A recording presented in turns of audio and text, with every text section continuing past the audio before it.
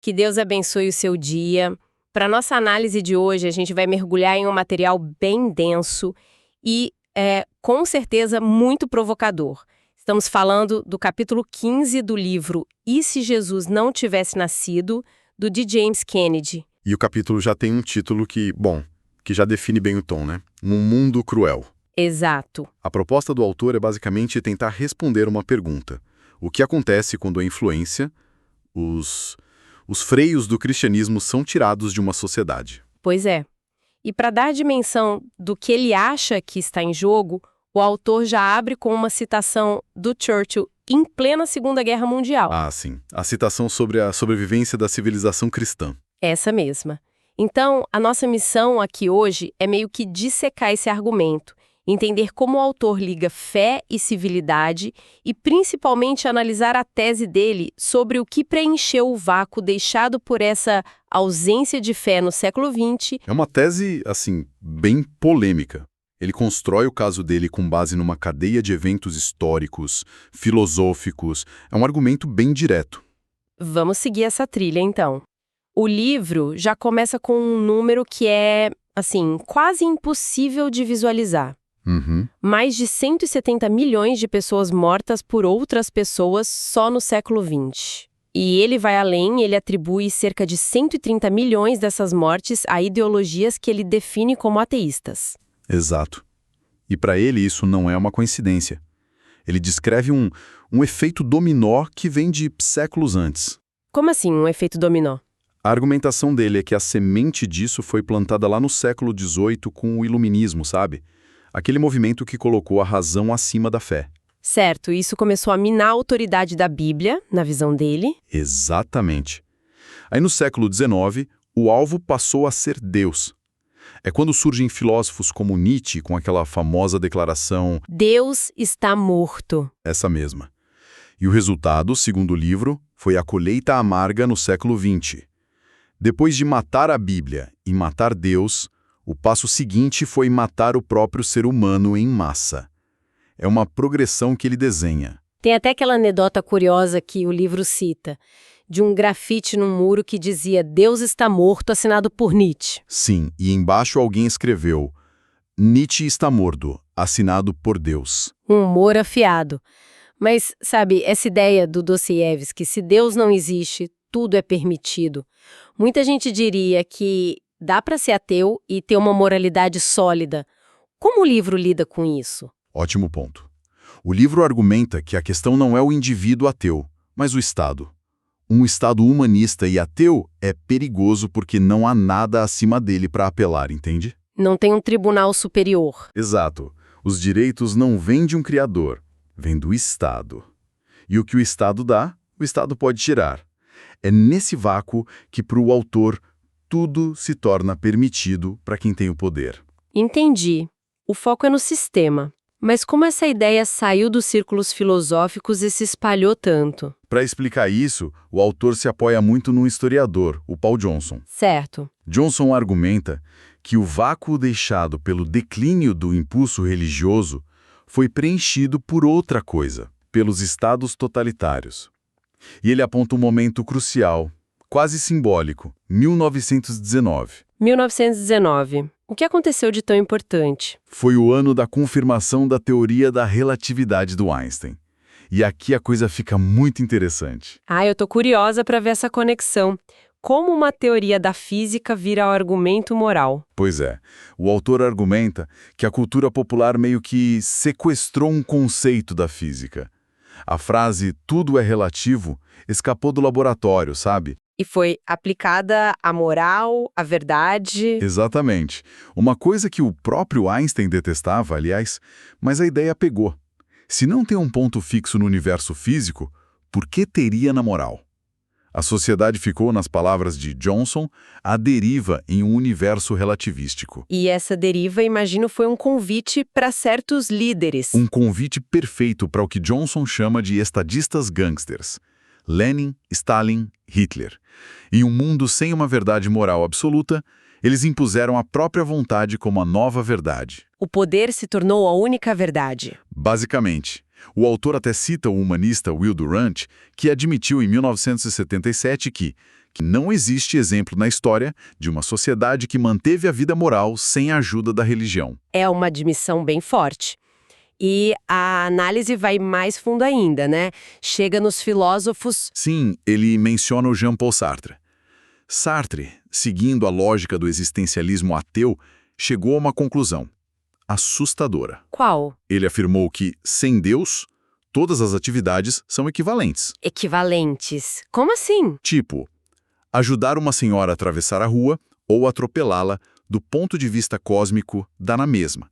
Ser Florence Nightingale ou Al Capone.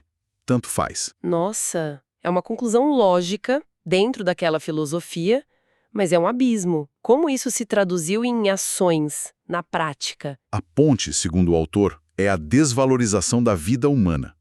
Quando se desvaloriza Deus, o passo seguinte é desvalorizar o homem, que na visão cristã é feito à imagem dele. E o livro contrasta essas duas visões, né? Sim. De um lado, a visão cristã, o homem com valor, com propósito, com um destino.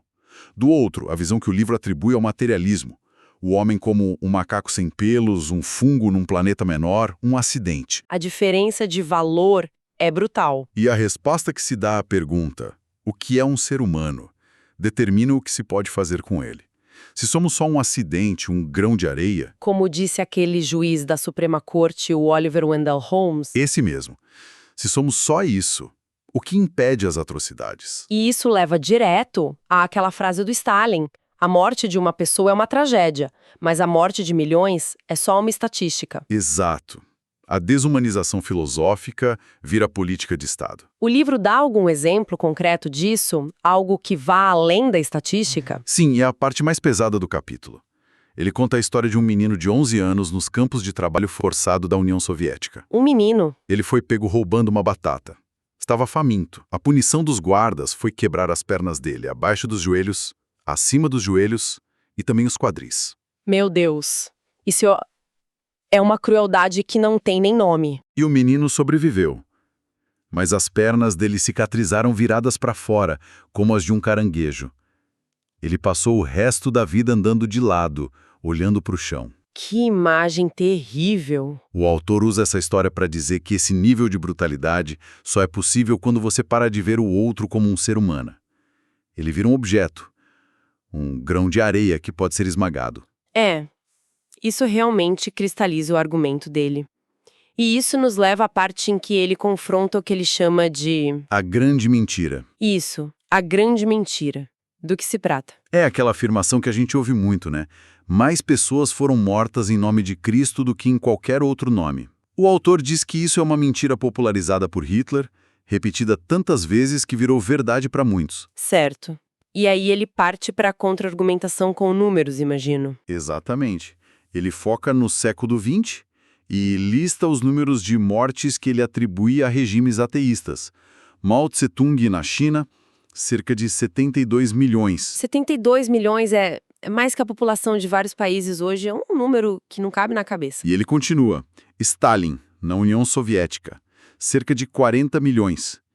Hitler, na Alemanha nazista, cerca de 15 milhões, sendo 6 milhões de judeus e o resto de outros grupos, incluindo muitos cristãos. Só a soma desses três já dá 127 milhões. E adicionando outros regimes, como o do Pol Pot no Camboja, o autor chega a um total de mais de 130 milhões de mortos, em um único século. Ok. E como isso se compara com o outro lado da equação? As mortes atribuídas a cristãos... Aqui ele faz uma coisa interessante. Ele diz que procurou a estimativa mais exagerada que encontrou para mortes causadas por cristãos em nome de Cristo ao longo de toda a história.